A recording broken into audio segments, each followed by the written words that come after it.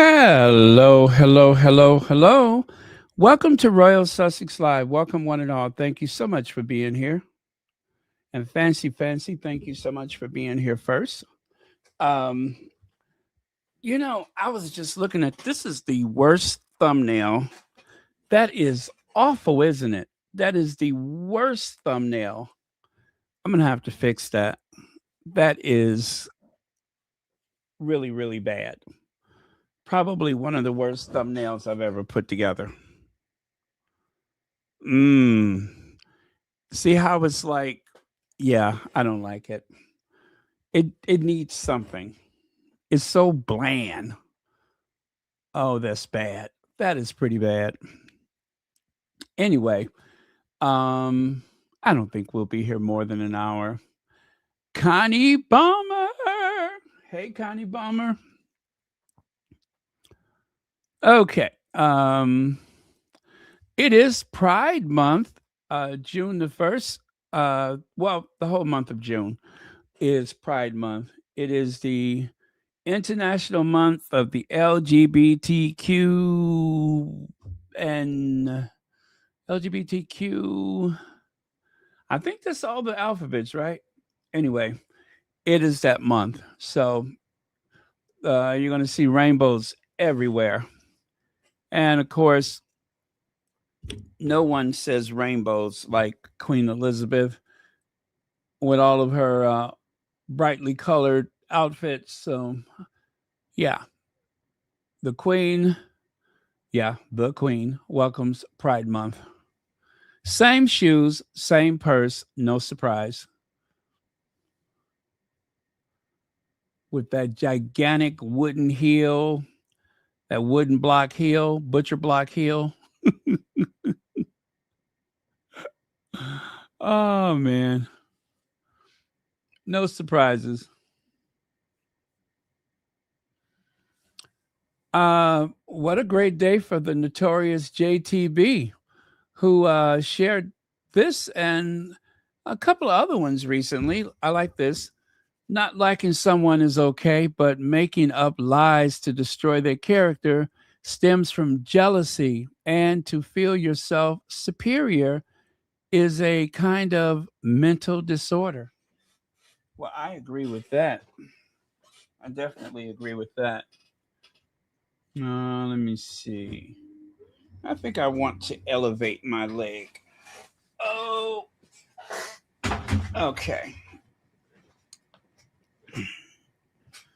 Is that comfortable?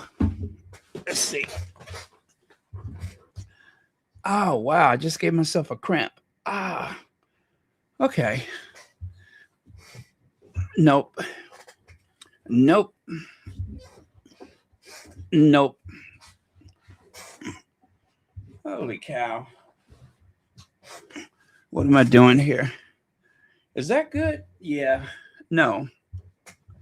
No. Okay, hold on. Okay, that'll do for now. I think. Anyway. So what was I saying? Oh yeah. So that is from the notorious JTB. Not liking someone is normal. Inventing lies, not good.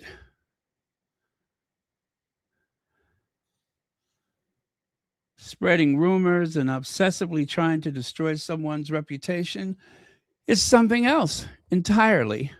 Secure people don't spend their time creating fiction about strangers. They've got better things to do. Well, you would hope they do, but, well, sadly, that's not the world we live in. We live in a world of aha, gotcha. Everybody is a critic these days. Everyone. So, okay. Then we'll go to this one. And when you become a diamond, you will see why life had to pressure you. Okay. When you become a diamond, you will see why the world had to pressure you. I get that reference because a diamond is created from lots of heat and pressure. The weight of the earth compounded with a lot of heat, and that is where diamonds come from. Diamond pretty much starts as just a big chunk of carbon, like a piece of coal. But with the heat from the Earth's core, and of course what else? And the pressure from the weight of the Earth, that is where diamonds come from. And nowadays, they have the ability to make synthetic diamonds. It is still a process, but it can be done. But you know what is a constant is the heat and the tremendous pressure. So that you cannot take a shortcut at all. People spent years trying to break Meghan. What they actually did was reveal her strength. Every headline, every smear campaign, every obstacle added more pressure. And like a diamond, she came out stronger, brighter, and impossible to ignore. How apropos. Yeah, and a diamond is the hardest substance known to man or woman is a diamond. It is the hardest substance. I think they say only a diamond can cut a diamond, right? Yeah, I think that's accurate. But yeah, diamonds are brittle. I mean, you can shatter a diamond, but it is still the hardest substance. So that gives you something to think about. Now, speaking of the notorious JTB, take a look here. The Duchess sent me a gift. This was not on my 2026 bingo card. Now, I would love to play the music. I really would, but I cannot. So I can only give you the visual because otherwise I might find myself on the business end of a copyright dispute or copyright infringement, I guess I should say. And we don't want that. So let me cue up the video for you. And then we will talk on, well, actually, we can talk through it because I'm not allowed to play the music. Okay, let me cue that up.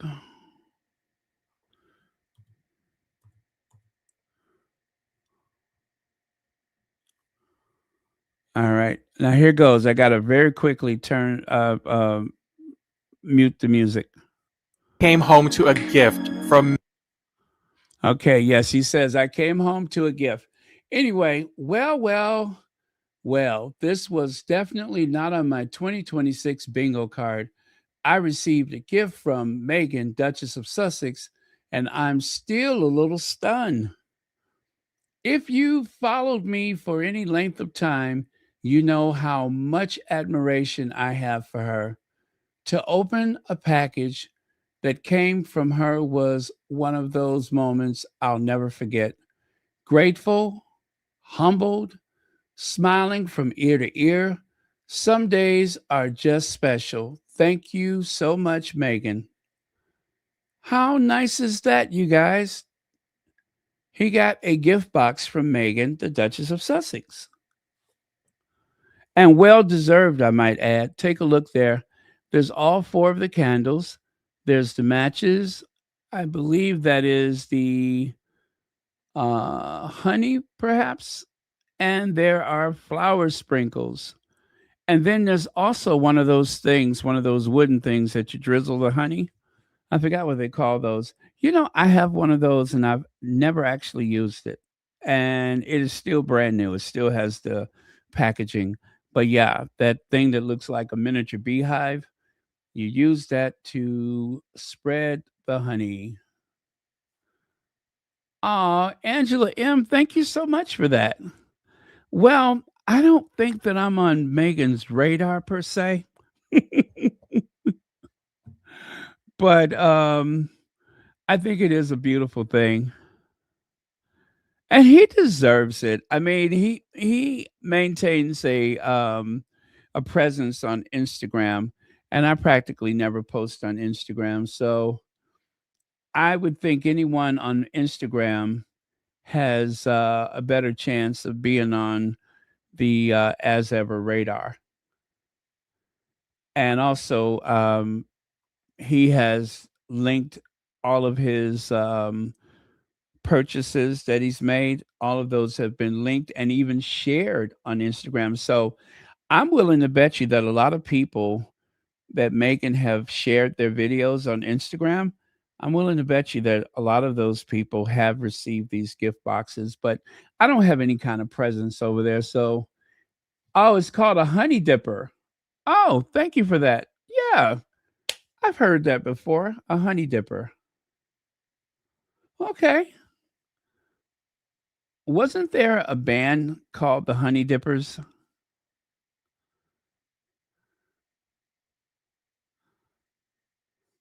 Oh, you've been looking for a honey dipper?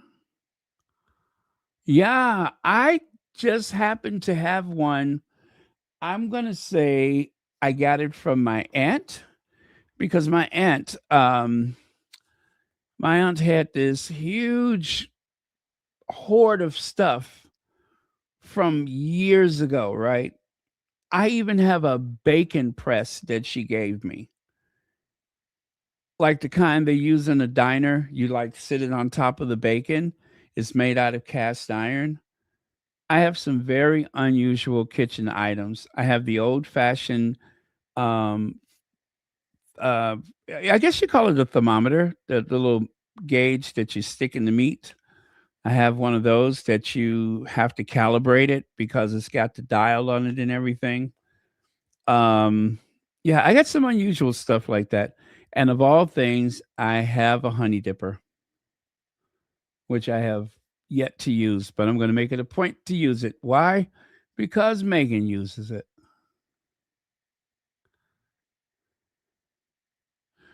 You know,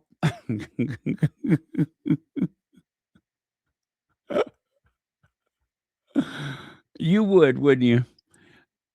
I'm going to tell you why I have never used my honey dipper because I was afraid I would have to clean it.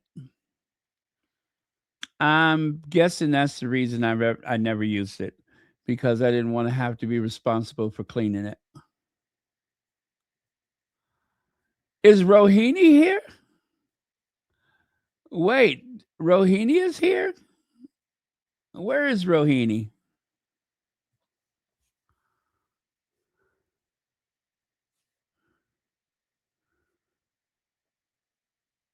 Oh, I see you did the squatty hooks. Oh, thank you so much for that.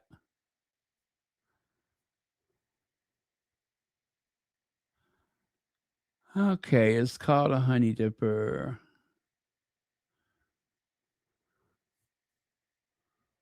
Okay, a honey dipper. Well, I see one. Is that on Etsy? Okay. They have them on Etsy. Williams Sonoma, you can buy one for $7.95.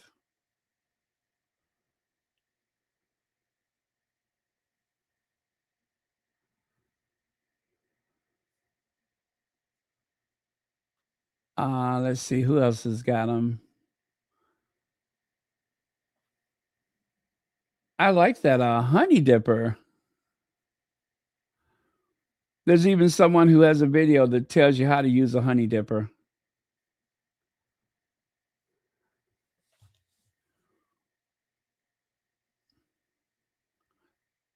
My only concern is cleaning the honey dipper. I mean, I get it. Yeah, you drizzle with it, but then you have to clean it. And I don't suppose I can put it in my dishwasher, right? That would ruin it. I mean, it's not a big deal. You just rinse it with some really hot water. You don't even want to put any soap on it because the honey isn't that like an antibacteria thing, right? You can because honey can last for years. I don't know that it ever goes bad. So,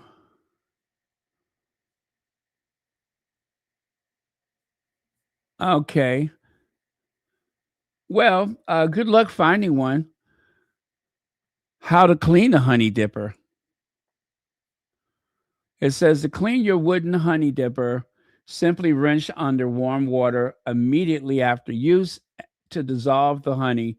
Do not use soap. Do not put in dishwasher, as this can strip the wood and cause it to crack.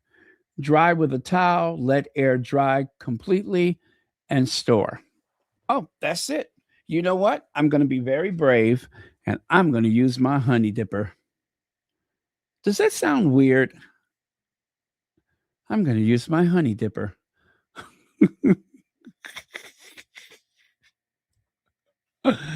And I don't care who watches either. I'm going to use my honey dipper. Okay. Yeah, see? That's how I was. And once you use it, then you have to commit to cleaning it. Wow, look at there. So there's the packing material. Check out that gift box. And then it's gray on the inside. That looks very, very posh. Handwritten letter or note from Meghan, matches, flower sprinkle, and oh, you know what? What kind of honey was that? Let's see. Oh, all right. I'm trying to freeze it. It is the wildflower honey. No, it's the wild. Is it wild? Oh, let me see. Oh, it has the honeycomb in it. Okay, it's the sage with honeycomb. That's what it says. Sage with honeycomb. Wow, that's the most expensive honey. That is Megan's most expensive honey, is the one with the sage and the honeycomb. My, that is quite a gift. Okay, let's see what else do we have. And so there's all four of the candles. Also, you let me please apologize to you guys that live outside of the US. I know it's probably frustrating um, to hear us go on and on. Oh, and a bookmark to hear us go on and on about it. And I do apologize for that because I know it's unfortunately you all do not have access to purchase it without going through extraordinary means. So I do apologize for that. And hopefully you will be able to purchase the as ever someday soon. I do hope so.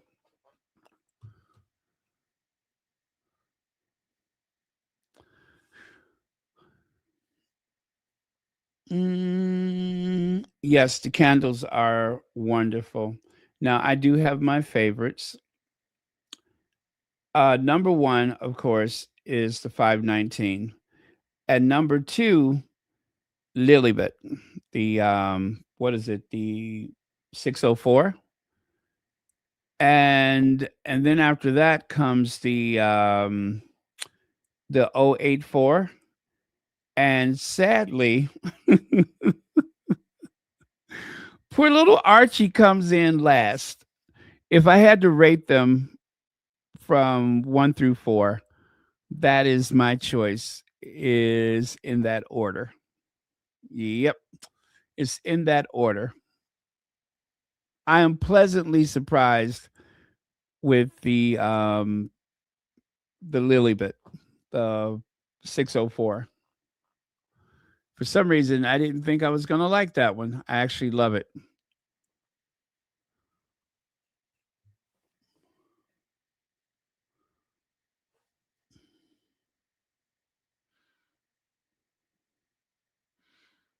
Oh, the honeycomb breaks up. Oh, okay. I haven't opened my honeycomb yet.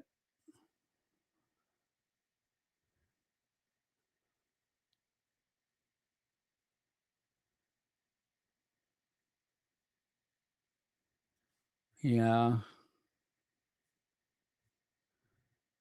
Okay. Well, anyway, you guys, that is what happened to. What a surprise. If that was me, I would be in tears. You know that, don't you? If that was me, I would be in tears. But I think that Notorious JTB, this is very, very well deserved because he does an amazing job with his commentary. I think it is super, super professional. So I will say that it is very well earned because most people, I think, are on Instagram. I don't think that like Facebook is as popular as it once was, and I think a lot of people have gravitated toward Instagram. And what else? Oh, and then of course with YouTube, there are some people that just never watch YouTube. They don't touch YouTube for anything. So, well, you know what? I take that back. I mean, they do, but it's like a whole different type of following on YouTube in comparison to the Instagram. So, yeah, anyway, cheers for JTB. Let's give him some applause.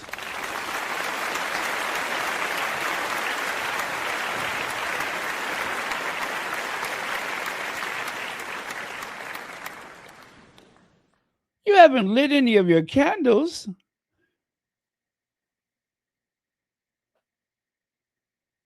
Oh, you should use them. You should use them. That's what they're there for.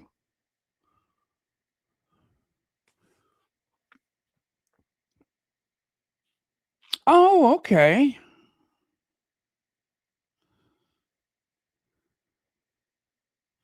Yeah, the matches are going to be kind of tricky because I may not buy another candle for a long time because I got plenty, right? Plus, I had some candles that I purchased with a what do you call it? A $50 something I have with Saks Fifth Avenue, and I get those every so often. So with Saks Fifth Avenue, I usually buy candles because there's such a premium, and I wouldn't buy them unless I got a nice discount like that. Um, so I have plenty candles around here, so I won't be buying anytime soon. Any new candles anytime soon. However, I hope that at some point the matches will be available and that we can just buy those directly. I hope so.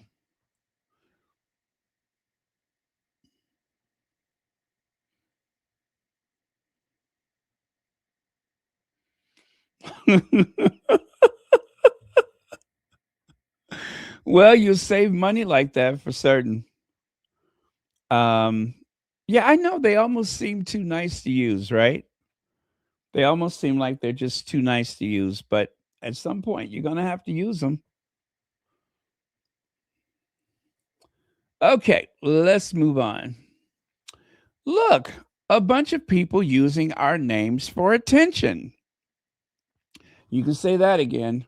There's always people using the Sussex's name for attention.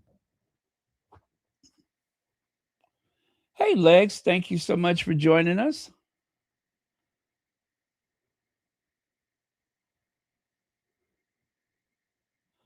Yes, I agree. I agree. Very well deserved. I think he does a great commentary.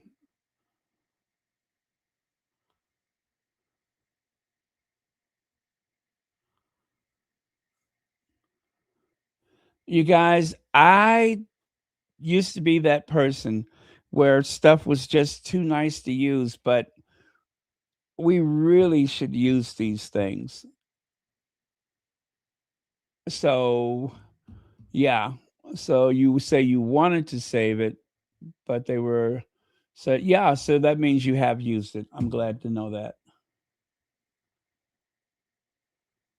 Hey, Cookies and Cream, thank you for joining us.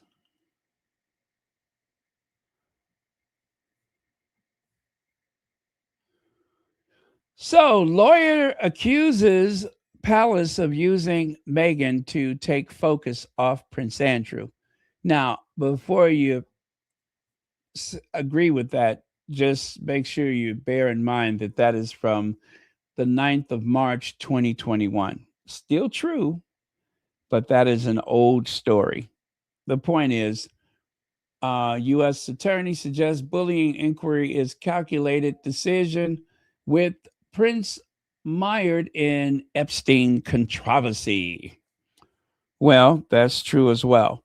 But yeah, we kind of know that. It's the rest of the world that's catching up to the notion of it that they have been using our Duchess as well as Prince Harry, but mostly using our Duchess to give cover to other things going on in that dreaded family.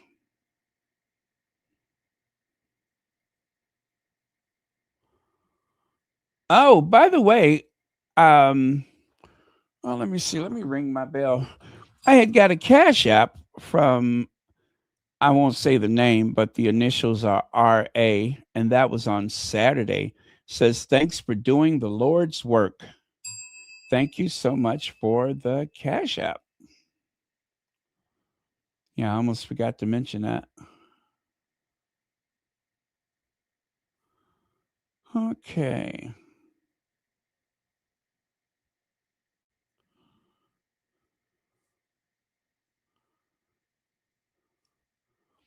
All right.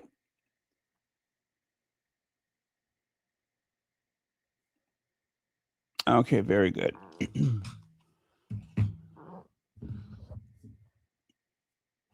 uh, okay, so it says here Buckingham Palace was reportedly given evidence in 2020 of of ex, oh, I'm sick of that ex stuff, of Prince Andrew's sharing confidential government information while he was the trade envoy. The BBC reported that the Lord Chamberlain was given 30,000 emails. That's a lot of emails. 30,000 emails. For some people, that is a lifetime of emails with information about Andrew's sharing of protected information. Alleged Epstein victim Jess Michaels told the Telegraph this is what institutions do. They protect powerful men and leave the people they harm to carry on. I mean, to carry it, rather. Now, I still have that video somewhere. Do you guys remember the kid that pelted Charles with eggs? Remember the egg boy that threw those eggs at Charles III? He when he was arrested, he did this whole big like I won't say speech, but while they were cuffing him and hauling him away, he was talking about powerful men, how they get away with doing this and doing that. And I can't remember everything he said, but I still remember the spirit in which it was said. And it was all about how people have become victims to very powerful men. And his whole point of throwing the eggs, it wasn't accusing Charles of anything directly, but I just believe it has to do with that institution. It has to do with the very rich and powerful people that run the country. And that was his form of protest, just like the guy at the um, what was it, the Edinburgh, when they had the Queen's funeral in Scotland, the one who called Andrew a sick old man. there are people who are willing to express their feelings about the very powerful in society, and they will even risk being arrested to do so, which you have to admire young people for their conviction, because I tell you, a lot of people have pretty much been blackballed or been prosecuted in some cases because of the protest of the genocide in Gaza, protesting um, the U.S. government and such. I mean, all those kids that were on those college campuses. It just goes to show people like to believe that the younger generation is very soft and that they are not able to meet challenges of the modern day. Well, all I can say is take a look at Ukraine. Ukraine, a very wealthy country. I mean, the standard of living there, not the highest in Europe, but not bad either. And well, as a society, they were doing okay. And a lot of those kids, they grew up playing video games and living a pretty, you know, typical life for a young person. But when they were called upon by their country because of war, they answered the call. So I admire those young people that are willing to meet those challenges, that are willing to speak truth to power. I wonder to myself, was I ever that brave? I don't know. I don't think I've ever been in one of those situations. I mean, I would like to think I would be very capable of all of those things, but I don't know. But I have to say, I admire these young people nowadays, especially the ones that have risked everything, because some of those kids were looking forward to a pretty comfortable life. Those college kids that were protesting um, Gaza and all the rest of that stuff that they were protesting. And some of them will not necessarily recover. Their careers are going to be in jeopardy. Whatever it was they were studying to do with life in life, they may have to go another direction. But I do admire them for meeting that challenge. That is incredible. Let's see.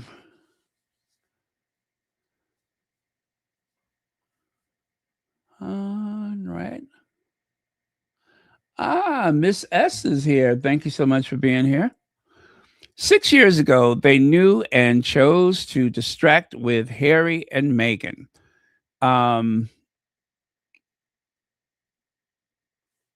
One of our squaddies is making these incredible um, things with the AI. And it's almost like I can't wait to get to their um, Twitter or X to see what they do next. But this is pretty cool. This is pretty cool. I like the little cloud that says, "Look over here. Look over here." On the one hand, you have those files. On the other hand, Harry and Meghan, drama, interviews, bombshell, all of those buzzwords. And then, of course, the shock, the royal feud, exclusive. Yeah, that is pretty cool. I like that. Now, Prince Harry is embarrassed and horrified by his pre Meghan life when he lived a lavish, army eaten existence, royal expert claims. Well, well, well. I do have a sound bite for that, and I'm going to be very glad to share it with you.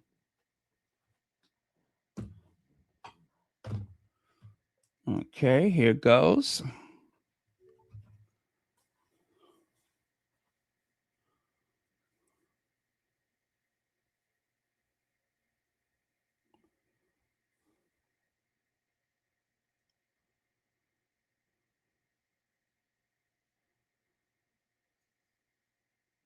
Okay, are we ready? Here goes.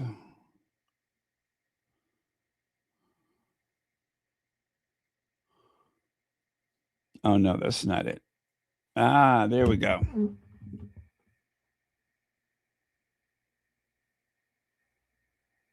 Thinks it's a bad thing that Prince Harry is now embarrassed and horrified by his pre-Meghan life, which is when he was living an entitled and probably kind of boneheaded life. As we know, he drank, he did things that he is probably now ashamed of, which is what they're saying. And because of Meghan, he started going to therapy and started reckoning with his entire past and his behaviors and everything that led him to where he was before Meghan. So he has actually made his life better. And it was because of her influence for dealing with all of his issues. And we are supposed to think that that's a bad thing for some reason. I'm just glad that he's doing the work because that's not the same thing that William or Charles is doing. Daily Mail thinks it's a bad thing. Okay. I'm going to have to agree with that part about at least he's doing the work as a distraction. And that's what a lot of this is. It is part profit, but it's also massive distraction. I don't know how many times can you tell the same story over and over again and pretend like it's new. And then, of course, when the Daily Mail is not telling that story, it's the Express or it's the Mirror or it's the Sun or whoever it is. It's the same thing, rinse and repeat. Um, it'd be different if Harry had been the most exceptionally um, destructive person in his youth. But we know that there was another person that was probably even more destructive, even more self destructive. And that, of course, is Willie Windsor. Willie Windsor. But in exchange for maintaining his privacy, they were spoon fed Prince Harry. The palace made sure that Harry's every activity was amplified as much as possible, so long as they kept William out of it. And that is what really frustrated me about the Crown, those last few seasons of the Crown, is that they tried to, well, not they didn't, it's not that they tried to, they actually were very successful at creating this image of the very pious William who never partook or did not partake, should I say, in any of those things that Harry was doing. Every time there was alcohol in the scene that involved William, Harry was always pouring a drink or cracking open a beer or popping open a bottle and passing it to William, to the likes of which William would somewhat hesitantly look at it and take a couple modest sips of it. And of course, Harry seems to be the one that was leading him astray. That was the way they created the storyline to make sure that William could never be damaged by exposing the real Willie Windsor. That was very frustrating for me. And the Crown started off as such a great series. It was something everyone could agree upon. Oh, did you watch The Crown? Did you watch The Crown? It was a love letter to Queen Elizabeth II. But by the time they got to William and Harry, it was a real crap show. And like I said, I'm extremely frustrated by it. I, of course, did complete the entire Crown because at a certain point I feel obliged to complete it. But If you have not seen the last 2 seasons, maybe 3, don't even bother. It was awful. It only got worse. And then the ghostly appearance of Diana. Oh my God, that was wretched. That was wretched. I could have just barfed because that was designed to give Charles a break, to give him an out, to create this image of Charles who had a sense of duty. So he married Diana, even though he really loved Camilla. It was all about reforming Charles's image and creating this very um, duty bound Willie image. And I didn't like it. I thought it was awful. Anyway, you cannot unring a bell. And unfortunately, it is out there for public consumption.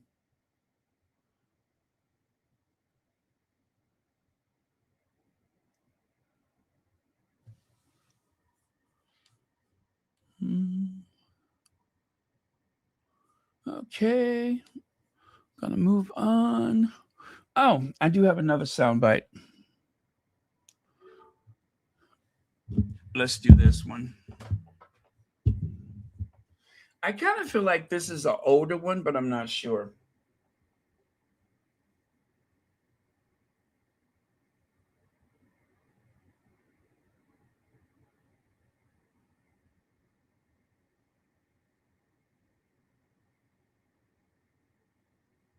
I think that Harry and Meghan were much maligned. The press at the palace combined together to set the public up against them to make William and Kate look better, and because there was too much glory going on to them. Do you remember the actual joy after that wedding, where everybody loved them, and that couldn't be allowed to continue because the royal line of succession must continue. The big machine, the big carriage has to go on. I can't imagine that Harry and Meghan would give up their life in California. Why should they? They have a very, very good life. But they can do an enormous amount of good. That because, look at Harry's Invictus games. Look at and actually, it's always blame the woman, isn't it? So Meghan gets Meghan has copped it from the start, and I think she has a genuine connection with women and with people, and she's a very smart woman. And you were talking about how they spilled all the royal secrets. That there are plenty of royal secrets to come out, believe me, which they didn't. Okay, I believe that was Nina Miskal, and as she said, there's a lot of things that were not talked about. There's a lot of royal secrets that they did not spill. And also, they do have a right to tell their story. The only reason why that there isn't more people that are on Team Sussex is because the palace machine has been very successful.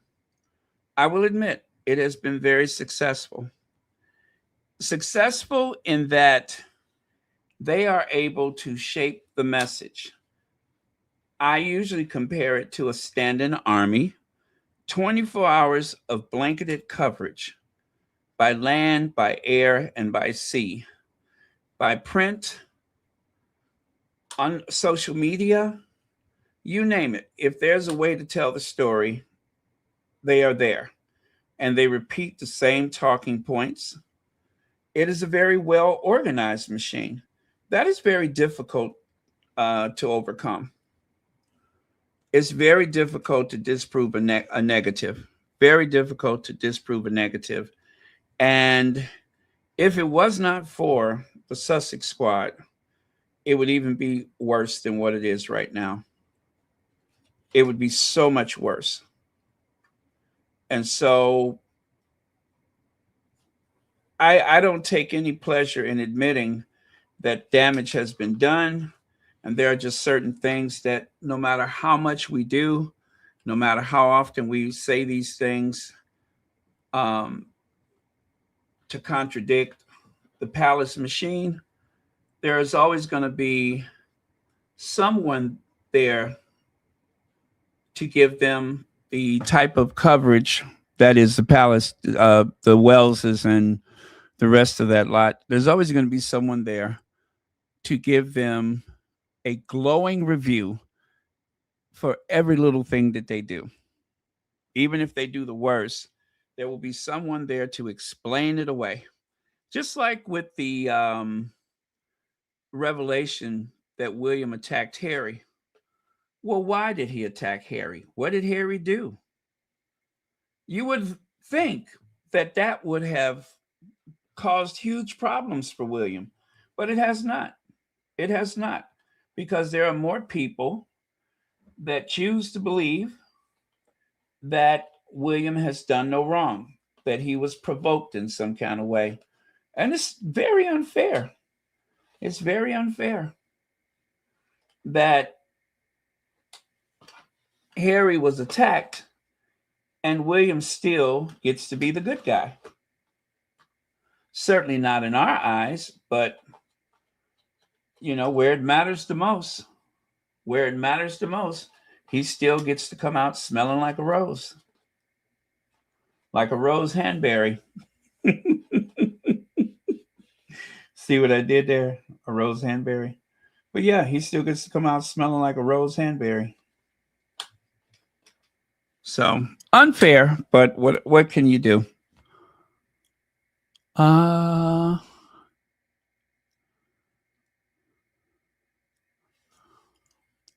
Terry says everything Harry did as a youth, from his drunkenness to his nakedness, was on full display with the royal family approval. Very sad. Yeah. They gave the press license to go after Harry.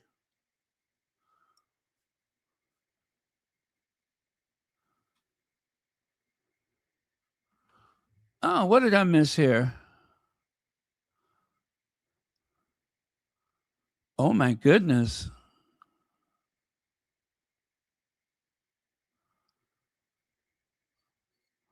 Well, I hope that whatever the procedure is, I hope that it goes well for you. I pray that it goes well. One of my cousins had the Widowmaker. And he had open heart surgery. I didn't think he would ever go back to work, but he's back at work. And trust me when I say this, he has a very stressful job, one of the most stressful jobs in the United States. But he went back to work.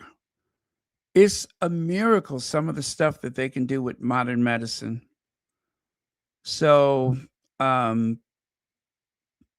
the good thing is it's 2026, and they know so much more than what they knew in, let's say, 1986 or even 2006. So I think you're going to be in very capable hands, and you're going to get the best possible care available. So, but yeah, please let us know how things progress, and we will be here to keep you in our prayers.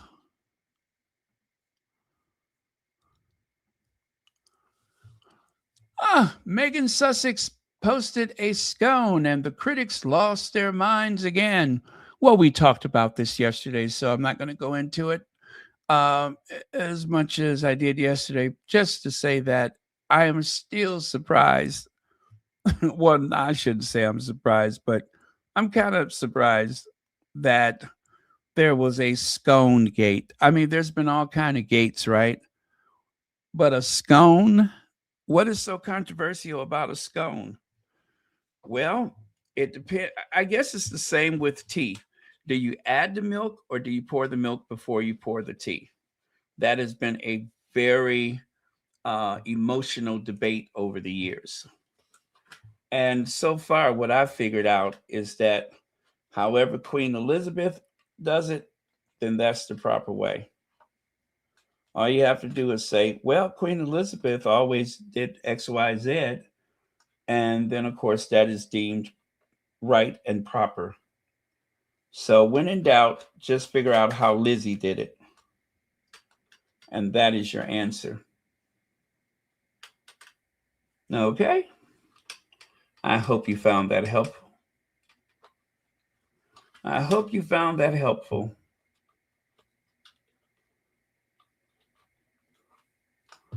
I don't know if you guys can tell, but I'm kind of multitasking while I'm talking to you here.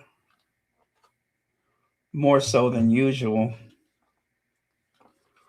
But I don't know what to say. I'm committed.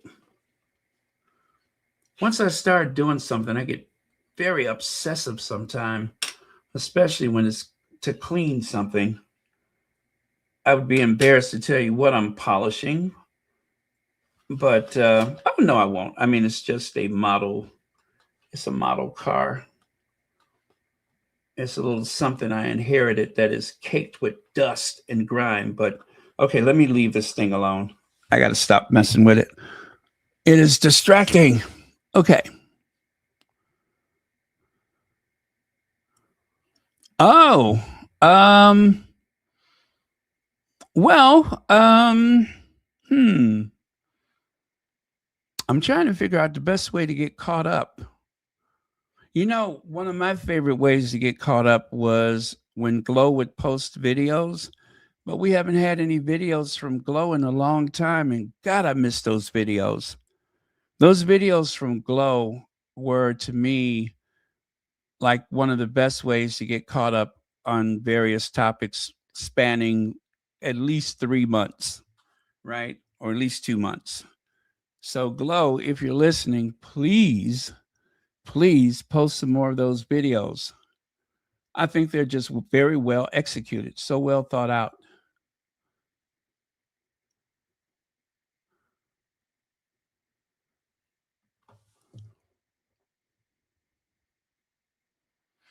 Yes, I hope so as well.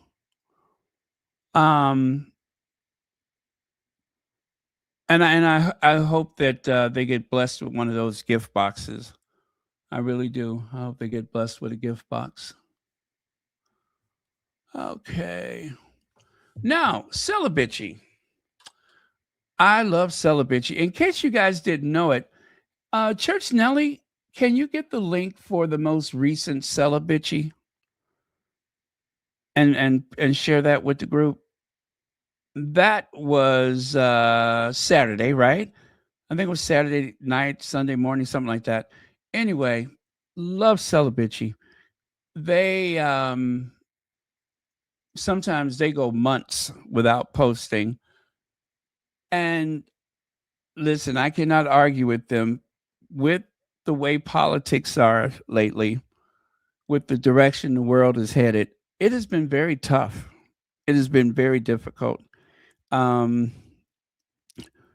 believe that we have lost a couple of our favorite content creators, not completely lost. I mean, they're still there. They're just not posting as often because of the stress that comes from all of this stuff.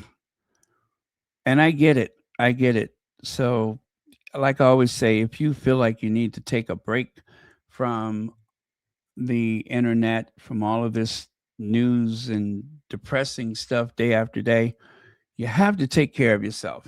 It's so important. You only got one you. So you, the one you, needs to take care of you. All right. So we talked about this yesterday, but you know, I love Celibacy. So hearing their point of view is very valuable to me. And I'm going to put down what I'm doing long enough to talk about it. Oh my God, I want to finish cleaning that thing. So it says here, Princess of Wales is rather famously not the girl's girl. Princess Kate does not get along well with most women. Didn't I say that yesterday? Especially women she views as a threat to her position or her marriage. Sources always claim Kate has a handful of old Marlboro girl friends, that is, um, and St. Andrew's friends, but I have my doubts. I think Kate's social circle is basically her mother, her sister, and a few of the wives Prince William's friends, the wives of Prince William's friends. Kate could have had an ally and a friend in her sister-in-law, but unfortunately for everyone involved, Kate decided to be constantly horrible to the Duchess of Sussex for years and years. Well, now the Prince William's cousin, Peter Phillips, will marry Harriet Sperling in a matter of days. It looks like Kate finally has the white sister-in-law of her dreams. Harriet, you in danger, girl. Now, what I just shared with you was written by Kaiser from Celibici. Do you see why I love Celibici so much? They are a cut up. Oh, thank you so much, Church Nelly. I'm going to pin that to the chat. That is the most recent episode of Celibici. It's not visual at all. It's just the two ladies talking, but they are wonderful. So make sure you check them out and make sure you subscribe to Celibici. Okay? And you guys, they don't make any money from their YouTube channel. There's not so many people that even watch it. It's just like something they do as a public service. They're not there for the money. So do give them your support. All right. A matter of fact, do they even monetize? I don't even think they monetize their channel. Let me see. Yeah, they don't even have their monetization on. So like I said, they're not making any money from Celibici's YouTube channel. There is no monetization, no requests for support whatsoever. Huh. Yep. So there you go. Honest brokers. Well, anyway, to continue here, Kaiser says, I laughed out loud at writing a skill Kate also possesses. She says, I laughed out loud writing is a skill Kate also possesses. It is, I said last year that the British tabloid coverage of Harriet's showed multiple things all at once. One, the British press is starved for interesting, fashionable, and attractive royals or royal adjacent women, which is sort of an insult to Kate and her closet full of buttons and Victorian coat dresses. Number two, that the excitement over Harriet's arrival would irritate Kate to no end. And if Kate really starts to view Harriet as a threat to her turf, Kate would make Harriet's life a misery. Kate isn't going to like this Harriet and the sister-in-law Kate never had narrative, because Kate never wanted a sister-in-law of any kind.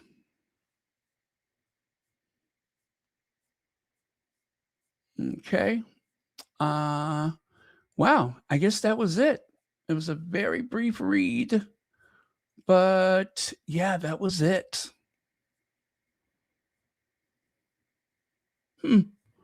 Okay. Well, thank you so much, Kaiser from Celibici. Hazel Jones, thank you so much for being here. I hope all is well. Okay.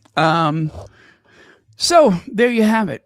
Kate can look forward to either having someone new to hate, having a new target, another reason to be angry, and all of the above, even more than that.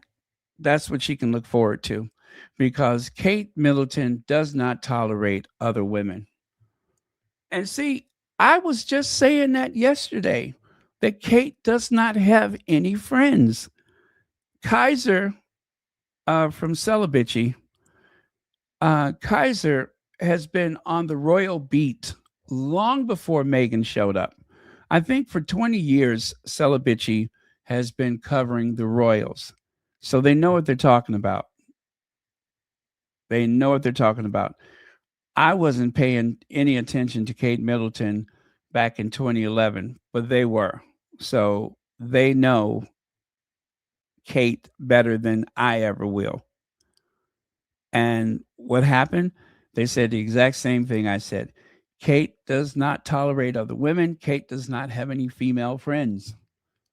It is not tolerated. She will not allow it. If she isn't the grand poobah, if she isn't the most important person in the room or the most important woman in the room, then there's going to be problems. There are going to be problems.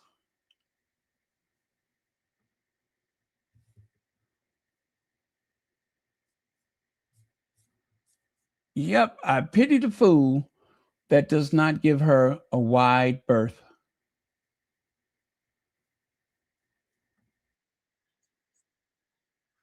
Okay. Uh hey Marielle, thank you for joining us.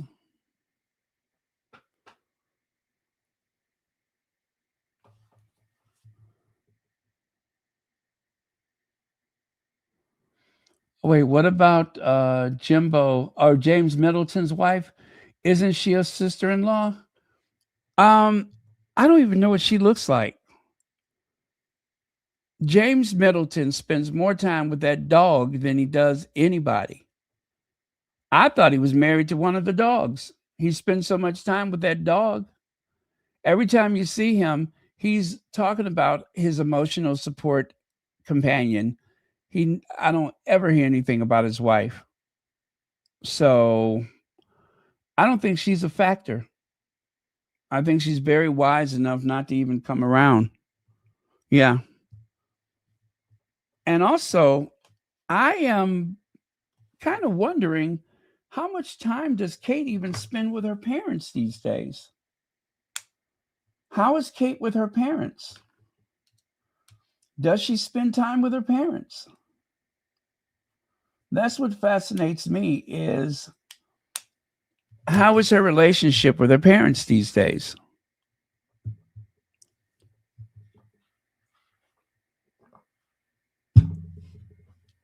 When Kate was in the hospital, there was absolutely no evidence of any of the Middletons coming or going from the hospital.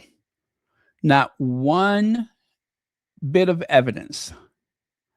The only other person was Camilla. So William, I think he made an appearance heading toward the hospital. We never saw him walk in. And then, of course, when Kate was leaving the hospital, that's it. And I believe that there is something to that because Rebecca English was falling all over herself trying to justify the lack of William's appearances after people began to whisper about the fact that you never see him coming and going. I believe that he did not go. I don't believe he went there at all. I do not believe he went there at all. I think he was only there to show his face when she was leaving the hospital. And even then, we saw no sign of Kate Middleton coming or going. There's a hole in that story somewhere. There's a huge gaping hole. There's even a possibility that Kate was never even in that particular hospital.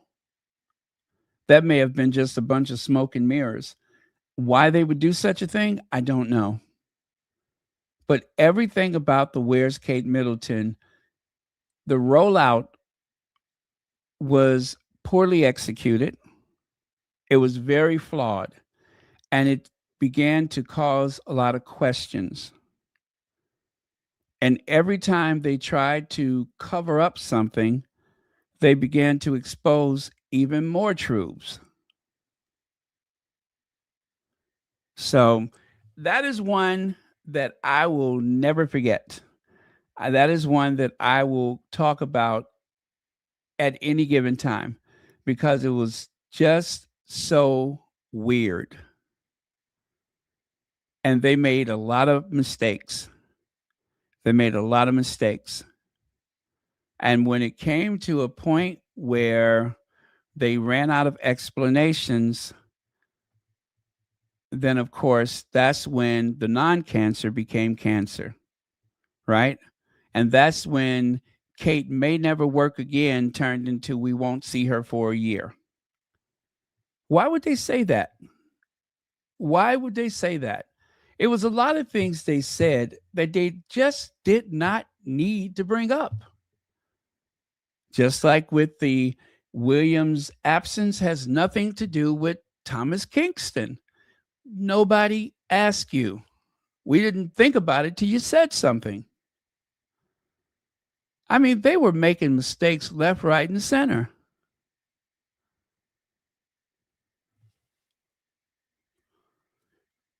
Instead of wasting their time talking, well, okay, I don't think Andrew is a waste of time. That should be written about. But there's so much more there. There's so much more there. If anyone was ever brave enough to write about the whole Where is Kate, and I mean honestly write about it, I think the world would be shocked. If they were ever able to truly investigate. And you know what? There are people in the press that already know the story. They only need to take pen and paper and make it official. They already know. Was Kate in a coma? Was Kate under some negotiation? Is that why she may or may not come back to work? Was she negotiating a new prenup, a renup? What was going on? I mean, the possibilities are endless.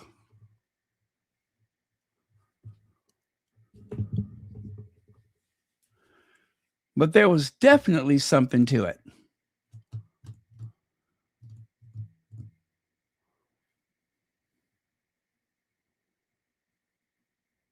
And we cannot wait for the Crown to talk about these things because they're going to, skew it in favor of whoever. We really need like I hate to say it. I hate to say it, but we need somebody really messy. Lady C used to be that person, but she has sold out to the establishment. Every so often, Lady C will let out a truth bomb, but mostly she's of no use.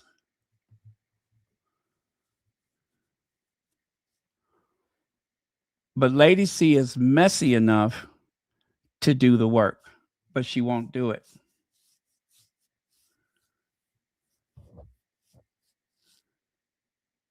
And of course, Tom Bauer, he's good at making up stuff.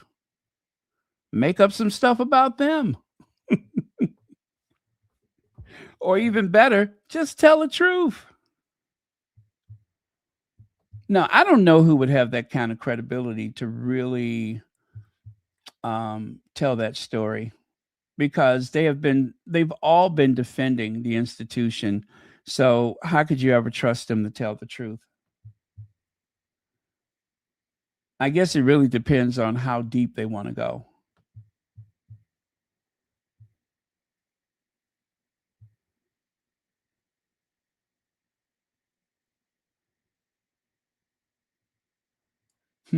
Anyway.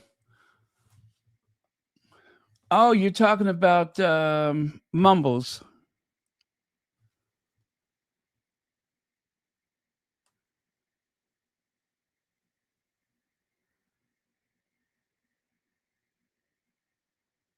Okay.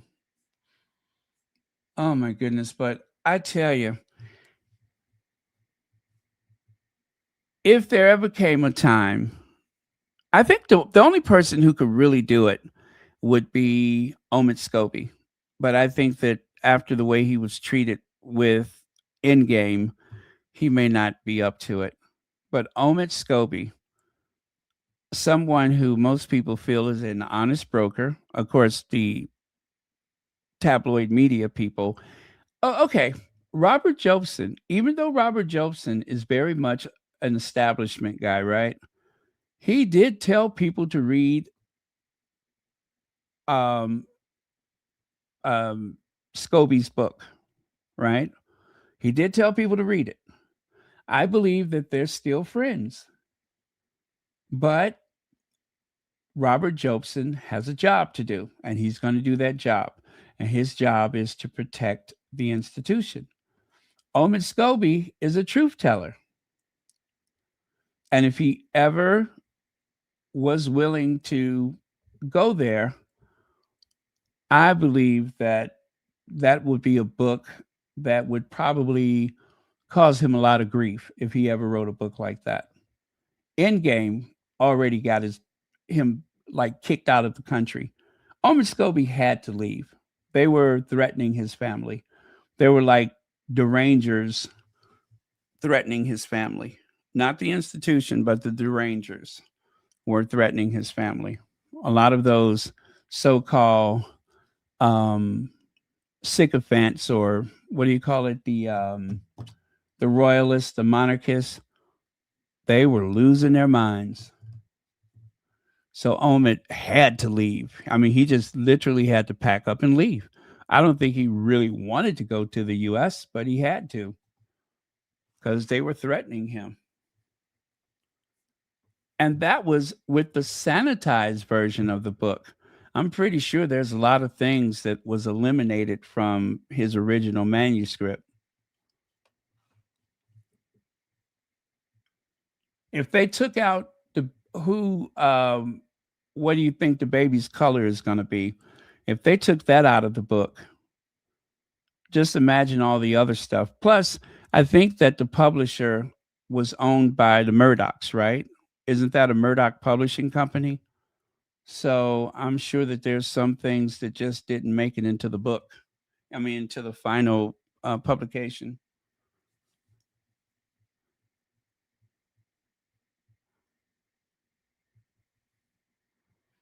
Oh, well, I want someone to tell that story. Someone who has a whiff of credibility.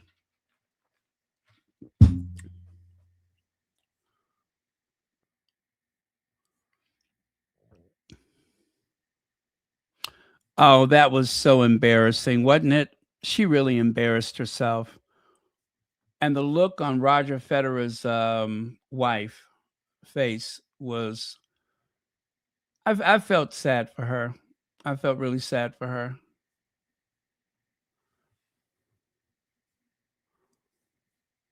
It was embarrassing. It was absolutely embarrassing. Well, Kate wasn't embarrassed, but again, Kate has to be the center of attention.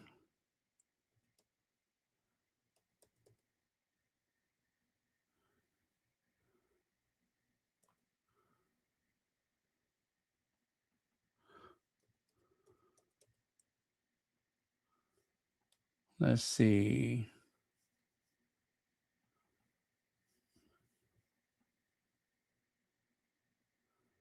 And do you guys remember they changed the headline for that the newspaper, the Daily Mail, they changed the headline. They had to change the headline because it actually, in a way, it kind of called out Kate. The headline really called her out, so they changed it.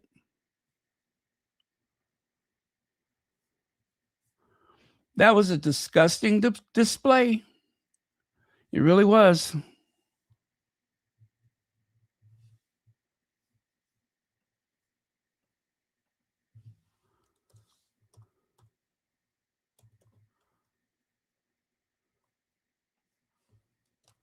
Okay. I was trying to see if I could find those headlines, but I'm not seeing it. So let me try this one.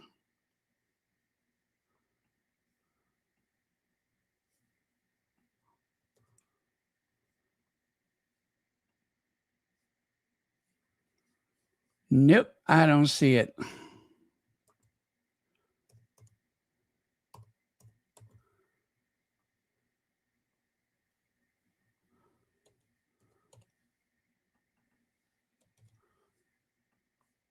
I'll try one more time.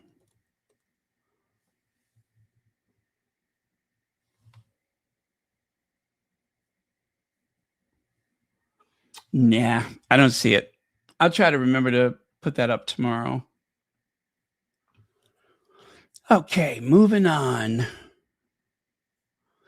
Okay, Prince William is already planning to boot out Harry and Meghan when he is king, and he'll do it with great pleasure.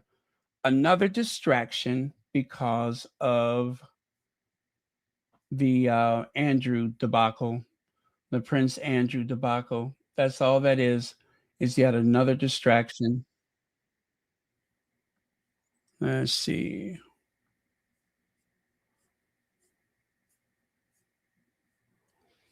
And that was an article from Radar Online. Um, they dropped an explosive exclusive. Prince William is reportedly preparing to bring the curtain down on Prince Harry and Meghan Sussex once he becomes king. And according to an insider, he'll do it with great pleasure. Then the Express followed up with a piece arguing that William just dealt a major blow to the Sussexes as he plans to sell off 20% of the Duchy of Cornwall, proving he means business. Two different publications, two different angles, but the same underlying message. The future monarch is done playing nice. But when did William ever play nice? And where is the outrage from Prince Andrew? If these reports are true, then royals really need to sort out their priorities. But yeah, where's the outrage for Prince Andrew? There's no outrage about those 30,000 emails, but we are spending all this time talking about what William is going to do in the next, what, 5, 10, 15, possibly 20 years? Who knows how many years it will take? But we're already talking about what William is going to do. Now, Radar Online claims, according to Radar Online, William plans to wash his hands of both Harry and Meghan once he takes the throne. An insider told the Examiner the moment he does get control, whether that's officially taking the throne or just finally getting Charles to come around to seeing his way and booting them out. The curtain is going to come down on Harry and Meghan. William will do it with great pleasure. I thought William was already through with Harry and Meghan. I thought William was already done playing nice. When did he ever play nice? The source also claimed that William believes Harry and Meghan are watching his recent moves with great envy, adding, he's making the sort of massive impact they. Oh, you know what? I get it now. Let me finish this though. He's making the sort of massive impact they bragged they were going to make when they launched Archwell, but that fell flat. They don't have the endless resources that William has to make his promises a reality. The real resentment in his mind is directed toward Meghan because he believes the family dynamic dramatically changed after she entered the picture. You know what I'm thinking? There isn't enough conversation about William's housing situation, his housing proposal, or whatever he's doing with the duchy. And because nobody's talking about it, what is the best way to get attention? Bring up Harry and Meghan. You see what I'm saying? If they use Harry and Meghan's name to create outrage, to create anger and hostility, if they do that, then people are going to pay attention to whatever Prince William is doing with his duchy and his housing construction or destruction, whatever he's doing. That's why they're doing that. They are trying to piggyback. They want to use Harry and Meghan and outrage and hostility against the Sussexes to bring attention to William's project because nobody is talking about it. It is not interesting. And it's also not complete. And even when they have some ribbon cutting or whatever they're going to do, there are still a lot of people that don't even know that Poundbury exists. That housing thing that Charles did years ago. So, what are the chances? Which, by the way, if William's new scheme works anything like Charles, it's not going to live up to the promise. Meaning, of course, that the idea that you're going to have this great mixed income community where there's going to be people living amongst the middle and upper class, I don't think that's the case. It has not worked and it will not work because people paying a premium to live in those kind of communities, they are not going to put up with a bunch of low income families moving in. The people who need the housing the most, they are usually the last ones to find any type of refuge. So, but you know what? Good luck to those families that need the help. But that's what the beef is about. They want people to pay attention to what William is doing. So the best way to do that is to create a comparison to Harry and Meghan's efforts, which of course, that trip to Jordan, the trip to Jordan and the trip to Australia and everything before that was global news. So William wants this housing thing to be a big global story, and that's just never going to be the case.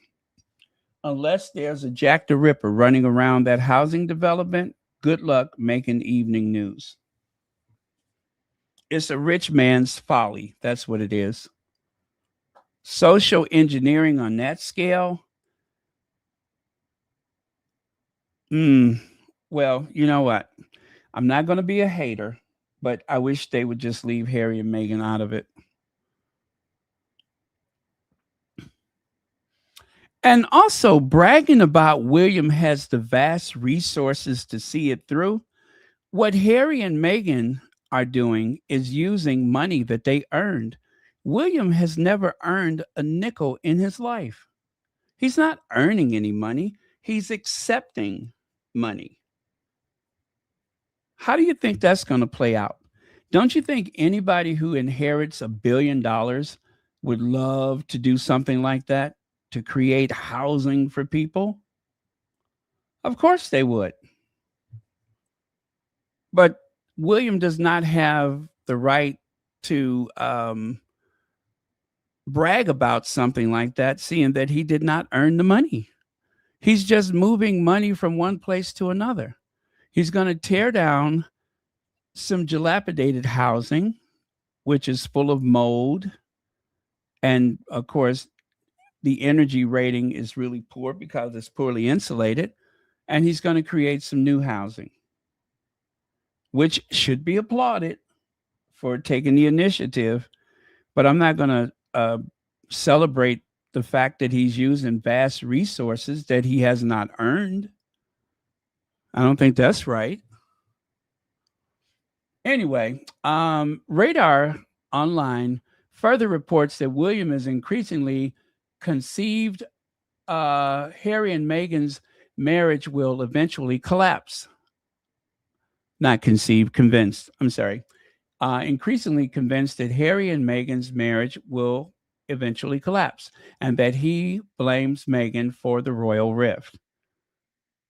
A source close to William claimed, interestingly, the same source insists William still loves Harry deep down, but believes reconciliation is impossible while Meghan remains central to his life.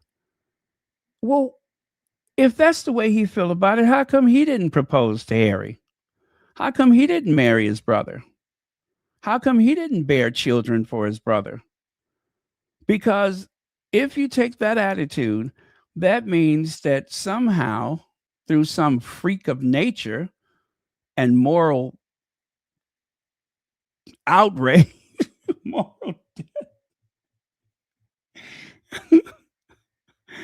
how is that going to work out? How does that work out? How are you going to insert yourself in Harry's life? It's not natural. It is ridiculous. The idea that anyone who marries their partner and moves on is somehow a traitor, or somehow they have wronged their family. People marry and move out the country all the time. That happens all the time. Most of William's ancestors, like Queen Mary of Teck, wasn't she from Germany? Didn't she relocate to Britain? Didn't Queen Victoria marry off all of her kids all over the world?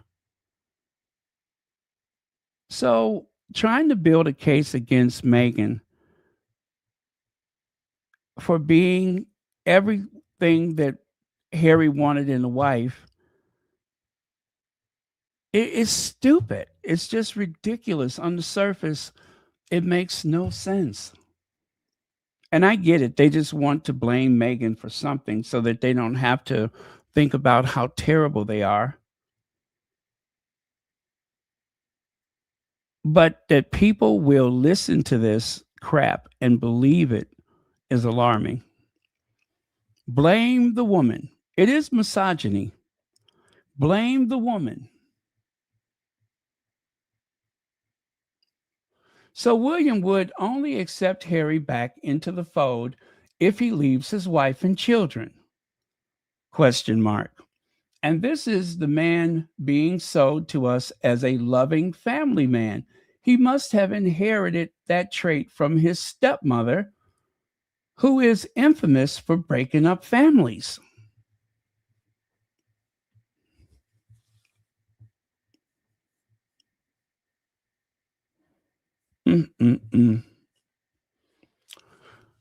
So that was the radar. The Express, remember, the Express took a different angle. The Express says, meanwhile, the Express took a different tack. That is, columnist Adam Toms argued that William's decision to sell off 20% of the Duchy of Cornwall, a $1 billion estate, a $1 billion, £1 billion estate, that provides him with over 20 million pounds a year in private income, is a major blow to the Sussexes. The Prince of Wales, and it says the Prince of Wales has decided to sell 20% of the Duchy of Cornwall's property over a decade, presumably with the King's blessing. It was also announced that 500 million will be invested in local communities, including in affordable housing and environmental projects. You guys, this is over a period of 10 years. Do you know how many things can change in 10 years? Have you any idea how things can change in 10 years? 10 years is an ambitious time schedule to build a new community. It is. And it takes about that long. But I'm just saying, this is news today. In between making this proposal and cutting the ribbon on some housing scheme, a lot of time is going to pass. This is never going to be big news. It will only be a story within the United Kingdom. Harry and Meghan's press is usually international, it's global, it is covered globally. You're not going to get a lot of people that are going to find it so interesting that a real estate empire, the Duchy of Cornwall, is investing money, is building things. That's what they do. Charles is the one who turned the Duchy of Cornwall into the big duchy that it is today. He's the one who turned it into a $1 billion duchy. That's been done already. So William is going to come behind him, sell off 20% of that. What is that? Is that 200 million pounds of it that he's selling? I think. Is that right? Anyway, so he's going to sell 20% of it. He's also going to make these massive investments. So the 20 million pounds is going to be leveraged to invest in local communities, including in affordable housing and environmental projects. So that's going to be multiple things that happen over a period of time. That is very impressive. I just don't know who's going to be so interested in it. I just don't know how many people are going to be interested in that. William always talks big and doesn't deliver much.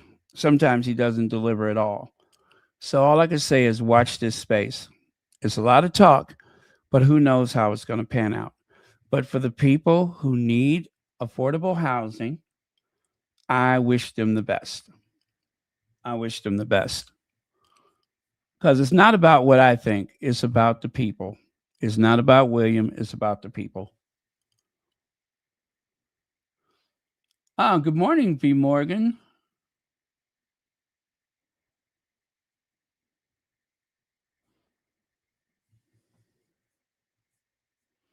So Tom's wrote that the move shows William is serious about modernization and that change is definitely on my agenda.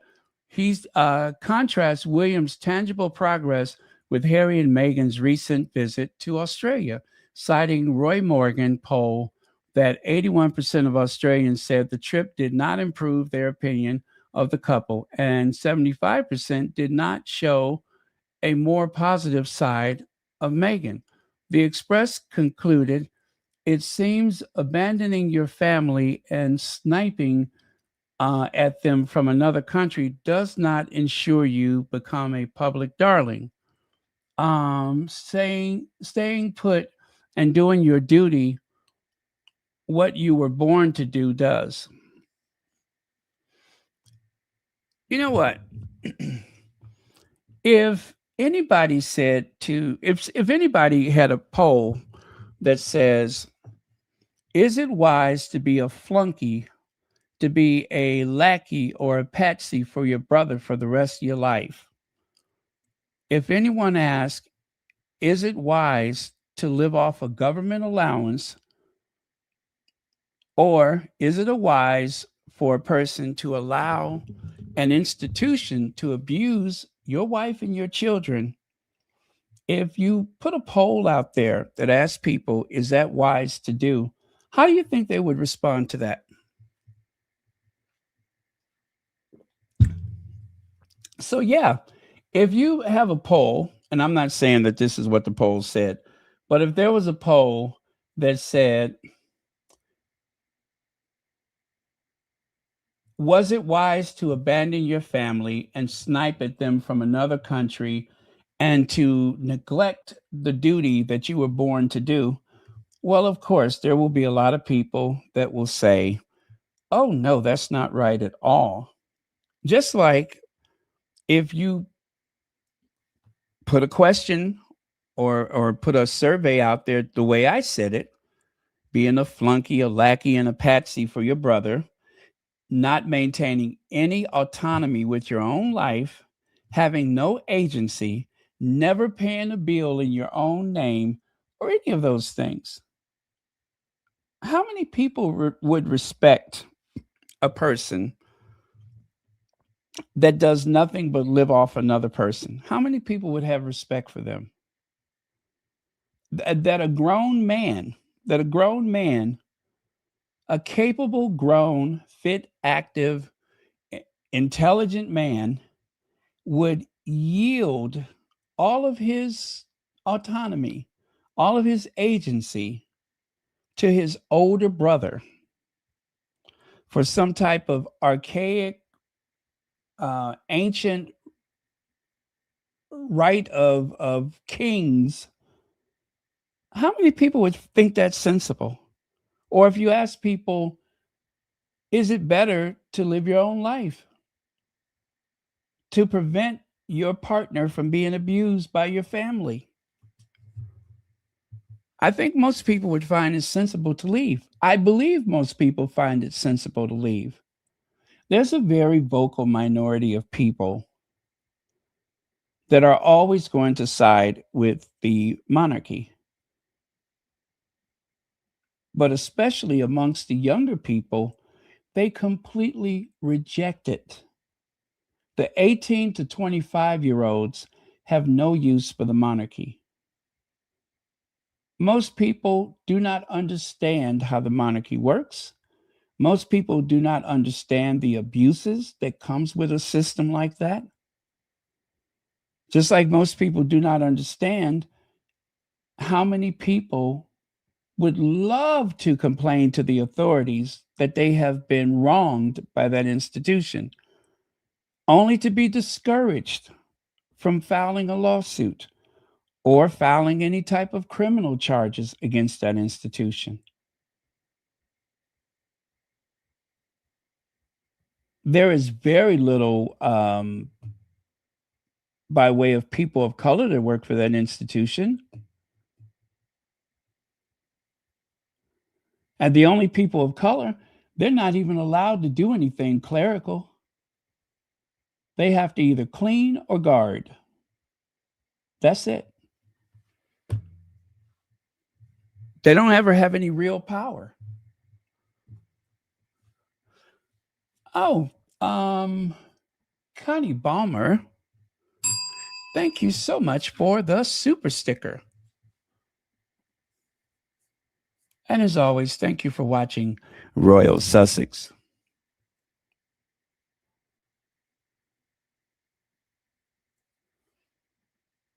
Yeah, it's a missed opportunity.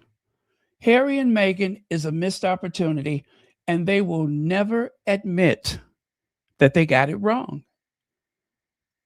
You know, I'm sharing this with you because it was written by Feminegra. But the truth is, as I said before, the only way that William and Kate can stand tall is if they have someone to look down upon. They need Harry and Meghan. They need to use them as the opposition, right? They have to try to turn them into the antagonists and leave Kate and William as the protagonists. They have to elevate Will and Kate, two of the most mediocre people ever, two of the laziest people ever. The only way you can lift them up is to turn Harry and Meghan into villains. That is the only way. So, as someone said earlier, that they were hoping that I can get one of those gift boxes like TJB, whatever his name, Notorious. If it means that I have to tone down my rhetoric, I'd rather not. I'd rather not. I'd rather be able to speak my truth and not have to worry about, oh, will this cause any embarrassment for Harry and Meghan, I don't want to be in that position. I'd rather do exactly what I'm doing right now. I'd rather be on the right side of history my way and let everybody else be on the right side of history their way. Some of us are meant to do things a certain way, and some of us are meant to do things another way. But either way, as long as we're all rowing in the same direction, I think that's the only way this boat is going to move. We have to row in the same direction. So I'd rather just keep doing what I'm doing.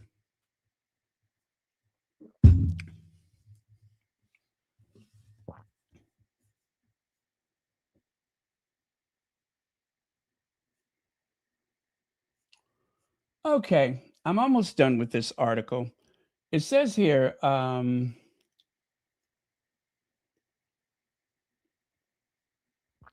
okay, you cannot boot out people who already left. That's a very important point. You cannot boot out people that have already left. Unsurprisingly, the whole media narrative is confusing. To say the least, you cannot boot out people who have not even, that are not even there. The Sussexes already quit years ago. Honestly, you cannot fire someone who have already resigned. And the hypocrisy is staggering. William wants to cut off Harry, yet he reportedly drove Prince Andrew to church in 2023. After the Newsnight interview and the Virginia Giuffre statement, he is also worried about his uncle's mental health, because being a privileged prince who is linked to a pervert is mentally exhausting, apparently. That says a lot about the future king's priorities when it comes to Andrew Epstein's link scandal. Also, questions why these William will banish the Sussexes story keep getting pushed out. The definition is insanity, is doing the same thing over and over, expecting a different result. That is the definition of insanity. The whole premise is absurd. He cannot do anything to them in California. They left. So why does the press keep making William look like a desperate ex who, quite frankly, needs to move on? So why is William calculating future king who will take great pleasure in punishing his brother? Or is he dutiful modernizer, finally making the monarchy fit for the 21st century? And now, finally, a final thought from Feminagra.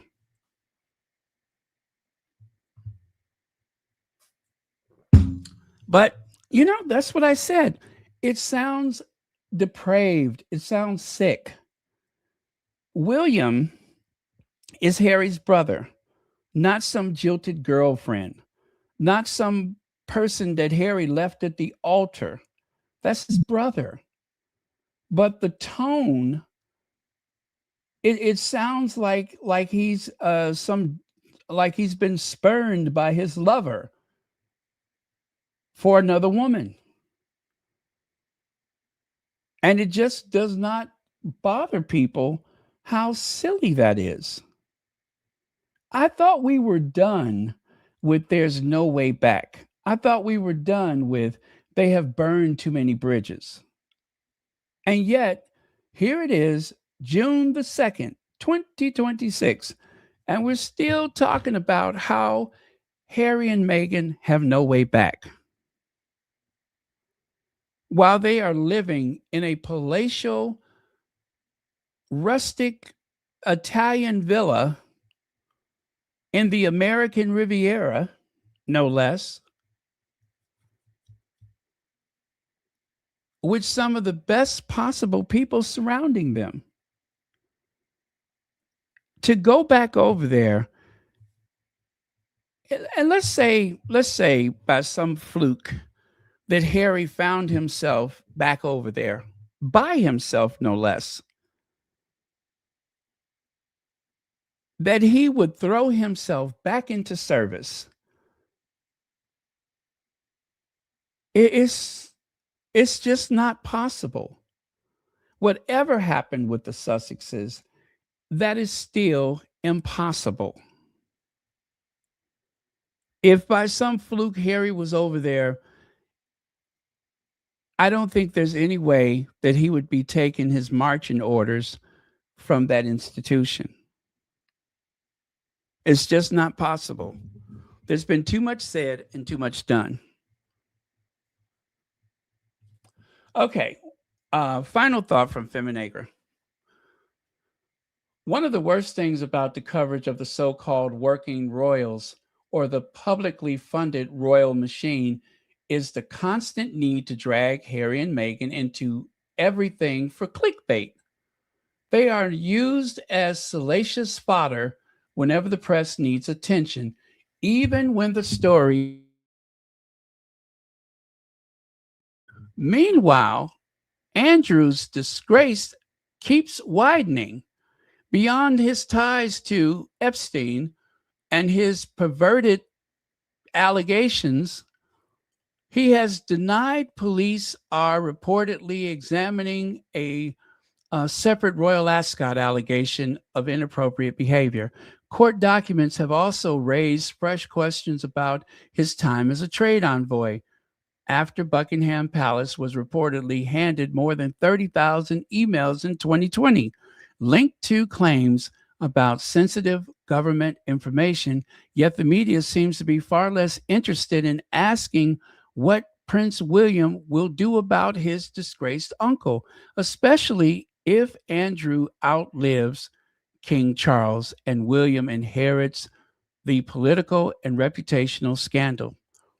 There is plenty of other royal stories to pursue, and stories are their business, but they choose not to touch the stories that might make the institution look too exposed. Instead, they keep returning to Harry and Meghan because it is easy, profitable, and familiar. Thank you, Feminagra. I couldn't have said it better. I couldn't have.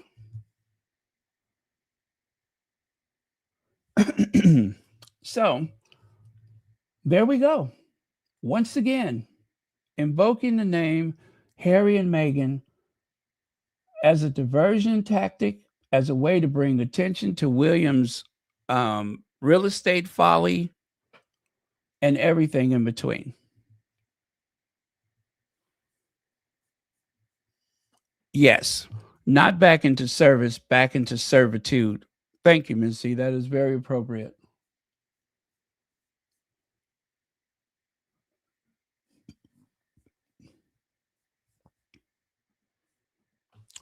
Well, how about this? Martin will give us an update.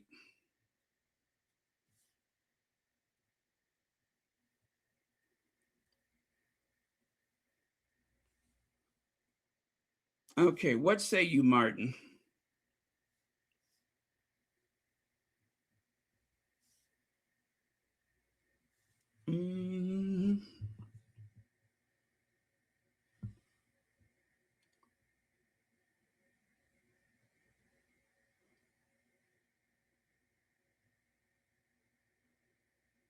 Morning.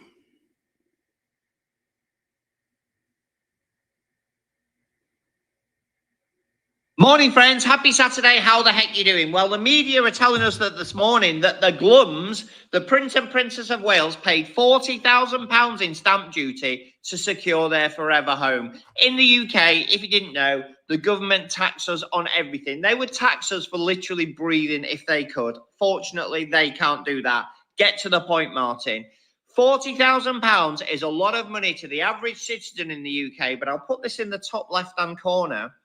This is how much the Glums, between them, admittedly, get in revenue, excluding their personal and private investments, every single day. And the significance of the 666 is not lost on me.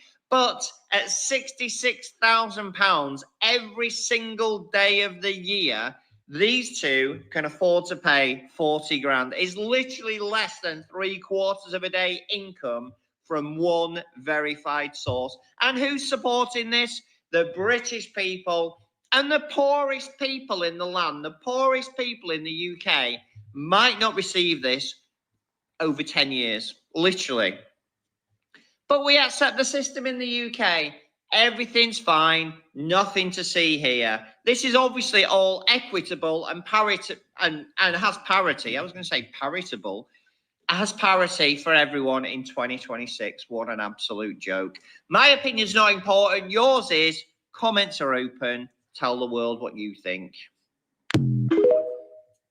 Okay, that was Martin of Ministry of Hacks. Ministry of Hacks. And wow, so 66 million per year. 6.666.66.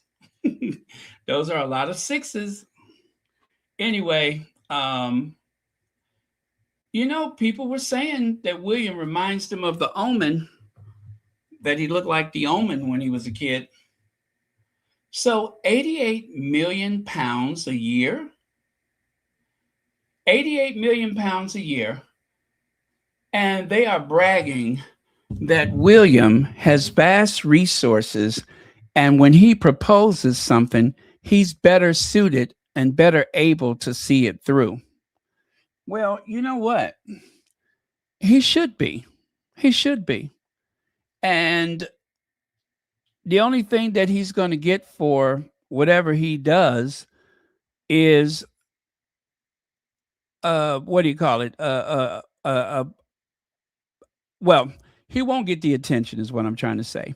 He will get the boasting rights, but he won't get the accolades. That's what I'm trying to say. And that's what worries them, is that making the announcement of selling off 20% of the Duchy of Cornwall, it did not land the way that they hoped it would. It did not garner the attention that they thought it would. There is not some big media storm about this proposal, because so far he hasn't done it yet.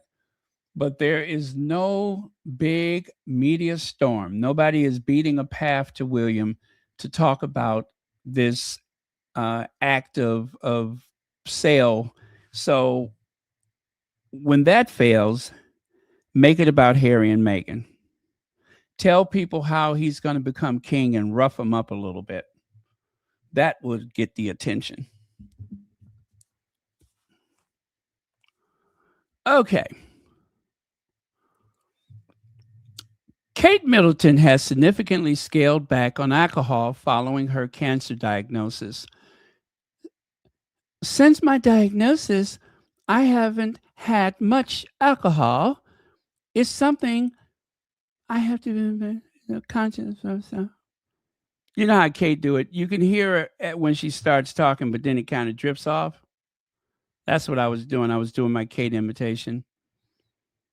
My diagnosis, I haven't had much alcohol.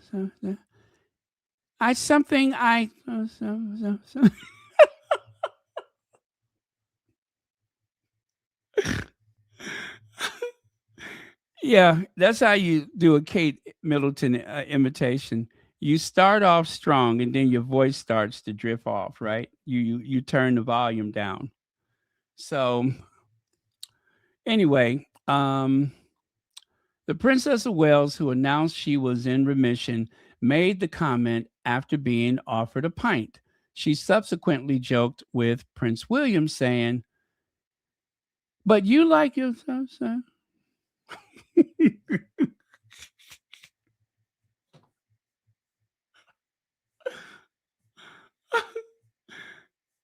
Yeah, that's what she said. She said, "But you like yourself, sir?"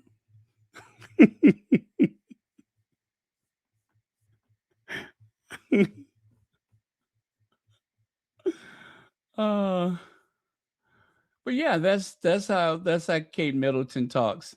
You only hear part of it. You don't get to hear the whole thing.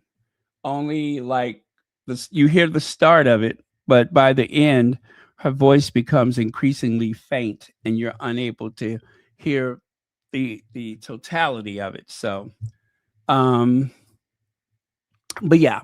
So I guess what she's saying is, but he likes his cider. A ship listing to port means it is leaning or tilting to its left side. Heavy drinkers frequently experience balance issues. The relationship between alcohol and stability is well documented, affecting individuals both during intoxication and potentially causing long term irreversible damage. So, I guess what I'm trying to say here is that Kate Middleton says that she has been laying off of the sauce. However, you can't tell by looking at her because she is listing to port.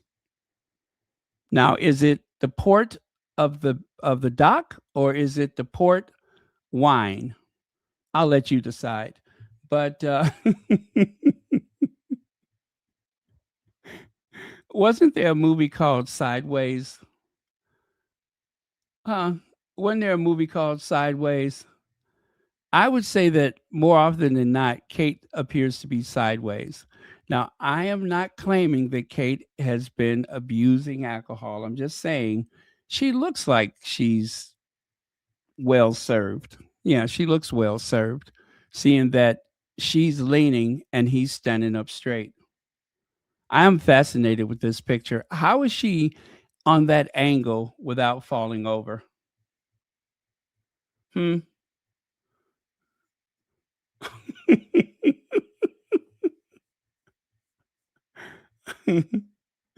Kate is leaning on her shadow. Oh, is that how she does it?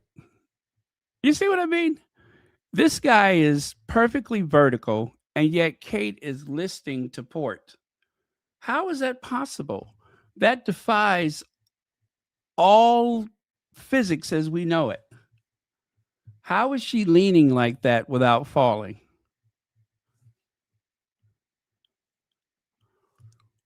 This woman slept with her married bodyguard while she was married to her first husband. She is just like Camilla, but with better PR. Well, apparently, the Duchess, I'm sorry, the Princess Royale is a royal role model. She has been decidedly considered a royal role model. How the indomitable Anne is helping the family through one of the toughest eras, plus her rock solid pillar of support. Oh, okay. Well, Afro Annie is considered to be the very moral compass of the Windsor household. Even though, um, let me see, she was having an affair with Andrew Parker Bowles, right? And that was before Charles was having an affair with um what's that woman's name? The one that's got that Habsburg chin. She has that Habsburg chin. Oh, Camilla Parker Bowles. Yes, the Camilla, the Habsburg chin Parker Bowles. That's the one. Camilla does look like a Habsburg, doesn't she? She's got that Habsburg chin, kind of elongated and boxy. Habsburg.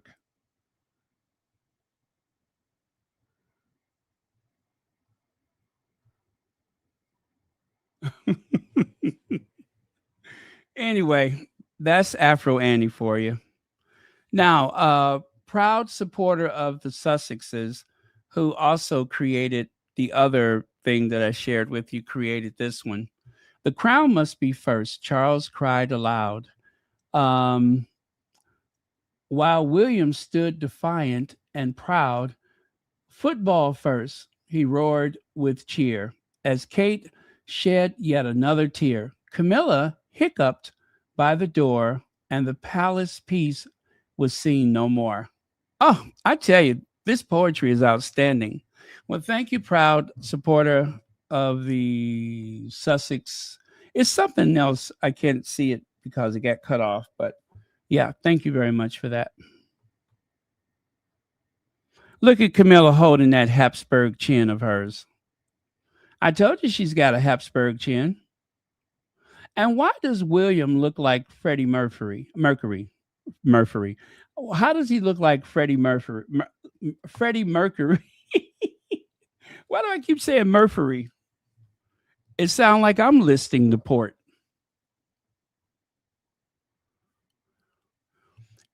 Inside Kate Middleton and Prince William's inappropriate staff scandal.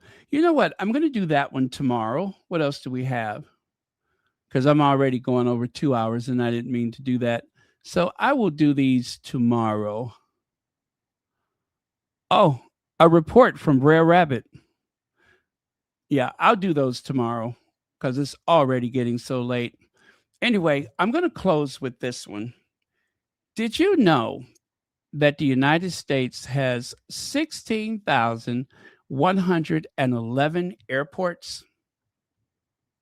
And the closest to us is Brazil, and then Australia, and then Mexico. Can you believe that? 16,116 airports. China isn't even listed here. China didn't even make the top 10. I guess the reason why is because China doesn't have a lot of a lot of private aviation, right? I don't think there's so many people in China that fly their own aircraft compared to the United States and Brazil and Australia, where you have a lot of, and Mexico and Canada and most of Western Europe and such, wealthier countries in general, and of course countries where there's a lot of freedom. You have a lot of people that own an aircraft and fly their own aircraft. You have a lot of small aircraft companies. Now, most of these airports, just so you know, most of these airports are not the big, massive municipal airports. They're not Heathrow. They're not O'Hara. They're not LAX size airports. Most of these are very small airports. In some cases, just a dirt field, a little dirt runway, nothing fancy. But airports just the same. So just a little interesting factoid. So anyway, I will share those other ones with you tomorrow. Thank you all very much. And as always, thank you for watching Royal Sussex. Thank you, moderators, for keeping this a safe space. This has not been a Mark Goodson or a Bill Totson production. No animals were maimed or injured throughout this production. Any nudity or violence was definitely simulated and probably not asked for. And what else? Well, that's it. That's it. Nobody is going to get a lifetime supply of turtle wax. Nobody's going to get a new Amana refrigerator. Even if you do have the prices right, I don't care. There's no freebies. None of that stuff is going to happen. I wish it would, but it's not.